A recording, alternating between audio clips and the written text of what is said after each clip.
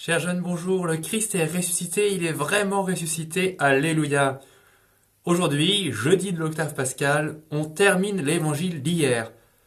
L'évangile qu'on lit ce matin dans la messe ou cet après-midi est exactement la suite de l'évangile des disciples d'Emmaüs, qui sont, vous le savez, retournés à Jérusalem et qui sont allés partager leur joie avec les autres apôtres qui leur ont dit « Mais oui, on l'a vu, nous aussi, il est vraiment ressuscité. » Et alors, à ce moment-là, Jésus apparaît au milieu d'eux. Comme hier, voyez, parce que les apôtres ont échangé entre eux, à un moment donné, Jésus est arrivé au milieu d'eux.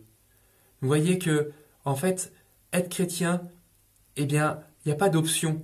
On ne peut pas être chrétien tout seul. La présence du Christ, elle se manifeste, en particulier lorsqu'on échange, lorsqu'on se réunit, lorsqu'on partage sur ce qu'on a vécu autour de Jésus. Vous allez me dire, ok, c'est bien, mais à quoi il ressemble Jésus ressuscité? À quoi ça ressemble un ressuscité en vrai? Eh bien, d'après ce qu'on a lu hier et de ce qu'on voit aujourd'hui, c'est que d'abord, un ressuscité, c'est pas facile à reconnaître. Parce que les disciples d'Emmaüs, ils l'ont vu, ils ont échangé avec lui, ils ont parlé avec lui pendant plusieurs heures, ils ont partagé le pain avec lui, et là, quelques heures après, il revient, ils ne le reconnaissent pas. C'est étonnant quand même. Ils devraient pouvoir le reconnaître. Eh bien, première caractéristique d'un ressuscité, c'est qu'on ne le reconnaît pas tout de suite.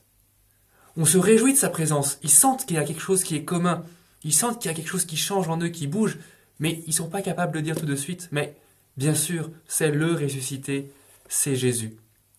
Alors pas de panique, chers amis, si vous sentez dans votre vie de foi que Jésus change tout le temps, que le rapport que vous avez à lui change tout le temps, c'est normal, c'est normal.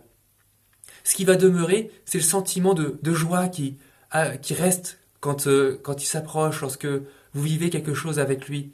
C'est ça qui va demeurer. Petit à petit, va vous permettre de dire, mais si, ce nouvel événement, ce nouveau personnage que je viens de rencontrer, c'est le même, c'est Jésus lui-même.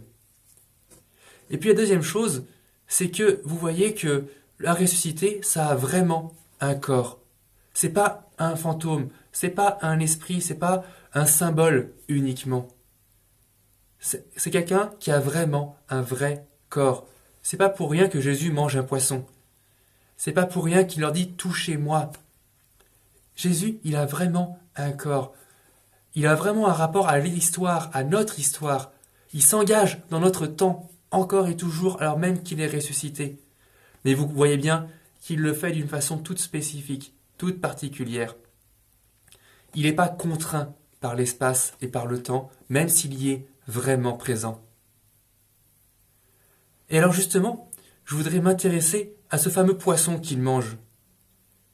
Qu'est-ce qui arrive à ce poisson une fois que Jésus l'a mangé? Vous voyez, il ne tombe pas derrière lui discrètement pour faire croire qu'il l'a bien mangé, et en fait il resterait sur le sol une fois que Jésus est reparti.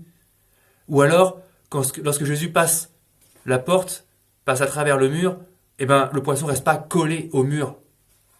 Le poisson a vraiment été intégré par Jésus, mangé par Jésus pour de vrai. Vous voyez, le corps du Christ ressuscité, il a cette capacité-là à intégrer notre nature, le monde en lui. Aussi, lorsque on dit qu'on est le corps du Christ, c'est pas qu'un symbole, vous voyez, c'est pas qu'une belle image. On est vraiment intégré dans le Christ, unis profondément au Christ. On a la même âme que lui, si je puis dire, qui est l'Esprit Saint. C'est pour ça que notre préparation à la Pentecôte, qui commence déjà en ces jours pascal, est si importante. C'est essentiel de redécouvrir qui est l'Esprit Saint. Parce que comprendre qui est l'Esprit Saint, c'est comprendre comment on est uni au Christ, comment on est vraiment corps du Christ. Alors, chers amis, pendant cette octave pascale, on suit pas à pas les disciples, chacun des disciples qui redécouvre que Jésus est ressuscité et ce que ça veut dire vraiment. Mais cette marche-là, vous voyez, ce n'est que le début. Pour nous permettre de comprendre que par l'Esprit Saint, nous aussi, on vit la résurrection, on est unis au Christ, vraiment profondément unis, physiquement unis au Christ. Alors, voilà, quand on découvre ça, c'est une joie profonde vraiment. Je vous souhaite de l'approfondir, de la creuser, de renouveler constamment en approfondissant cette bonne nouvelle. Jésus est ressuscité, on est membre de son corps. vraiment, réellement. Le Christ est ressuscité, alléluia. Il est vraiment ressuscité, alléluia. Bonne route avec lui.